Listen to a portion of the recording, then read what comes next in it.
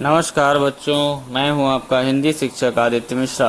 मैं आशा करता हूं कि इस कोरोना के संक्रमण काल में आप सभी लोग अपने घर पर ही होंगे और सरकार द्वारा दिए गए निर्देशों का पूर्ण रूप से पालन कर रहे होंगे और स्वस्थ होंगे।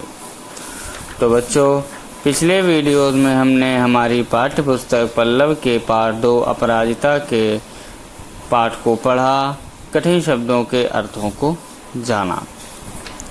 आज के वीडियो में हम इसी पाठ के कठिन शब्दों के अर्थ, अति लघुत्तरीय प्रश्नोत्तर, लघुत्तरीय प्रश्नोत्तर, भाषा ज्ञान के अंतर्गत शब्दों के लिए एक शब्द, मुहावरे इत्यादि की जानकारी प्राप्त करेंगे। अति लघुत्तरीय प्रश्न में पहला प्रश्न है, विपत्ति में हम किसे दोषी ठहराते हैं? उत्तर है विधाता को। प्रश्न 2, अपराजिता कौन थी? उत्तर है डॉक्टर चंद्रा अपराजिता थी। प्रश्न 3, लखनऊ के युवक का ट्रेन से कौन सा अंग कट गया? उत्तर है लखनऊ के युवक का ट्रेन से दायां हाथ कट गया।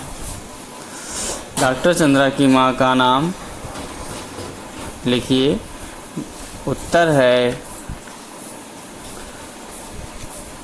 श्रीमती टी सुब्रमण्यम। अब लघुत्तरीय प्रश्नों पर आते हैं। प्रश्न 1, चंद्रा ने बीएससी में कौन सा स्थान प्राप्त किया? उत्तर है चंद्रा ने बीएससी में प्रथम स्थान प्राप्त किया।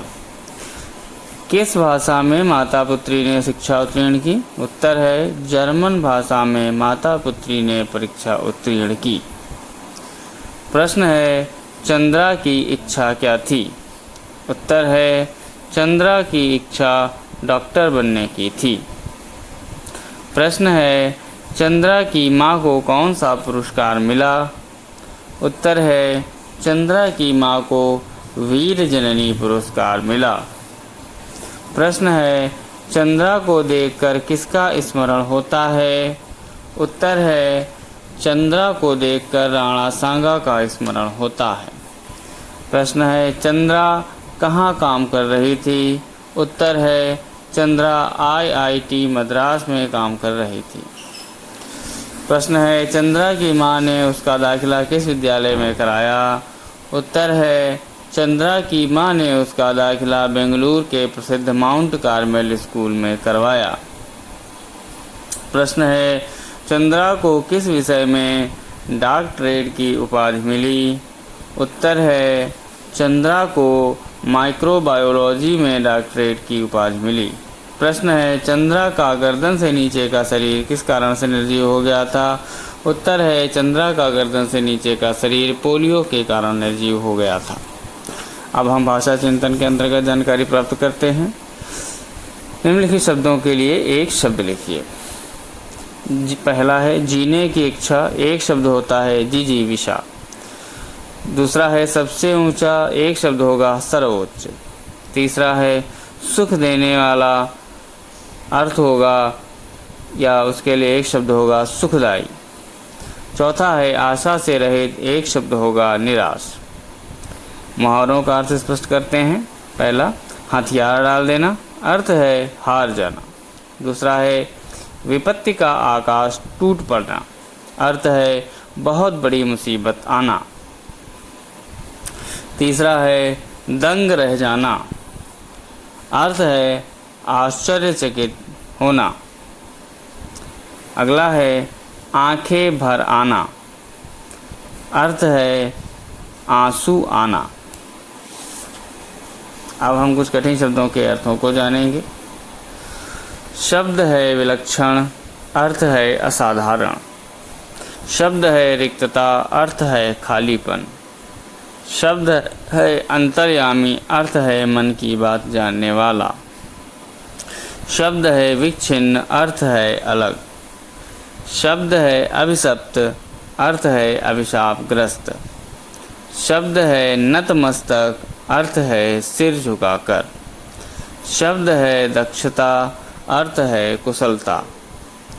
शब्द है आवागमन, अर्थ है आना जाना। शब्द है नियति, अर्थ है भाग्य। शब्द है देवांगना, अर्थ है देवी। शब्द है उत्फुल्ल, अर्थ है अति प्रसन्न। शब्द है विषाद, अर्थ है गम या उदासी। शब्द है उत्कट, अर्थ है तीव्र। शब्द है जिजीविषा, अर्थ है जीने की इच्छा। शब्द है फेलोशिप, अर्थ है शोध वृत्ति। शब्द है कंठगत, अर्थ है गले तक पहुंचा हुआ। शब्द है बोटी बोटी, अर्थ है एक एक अंग। शब्द है पटुता, अर्थ है निपुणता। शब्द है यातनाप्रद, अर्थ है कष्टदायी। शब्द है पक्षाघात, अर्थ है लकवा। शब्द है अवरुद्ध, अर्थ है रूंधा हुआ। शब्द है जिह्वाग्र, अर्थ है जीभ का अगला भाग। तो बच्चों, आज के वीडियो में हमने हमारे पाठ 2 अपराजिता के लघु उत्तरीय प्रश्न, अति लघु उत्तरीय प्रश्नों की जानकारी प्राप्त की, कठिन शब्दों के अर्थों को जाना और भाषा ज्ञान के अंतर्गत शब्दों के लिए एक शब्द और मुहावरों के अर्थों की जानकारी प्राप्त की। मैं आशा करता हूँ कि आज का पाठ आपको समझ में आया होगा। तो मिलते हैं नए वीडियो में, तब तक आप लोग साबुन से नियमित तौर पर हाथ धोते रहिए, स्वस्थ रहिए, पढ़ते रहिए। धन्यवाद।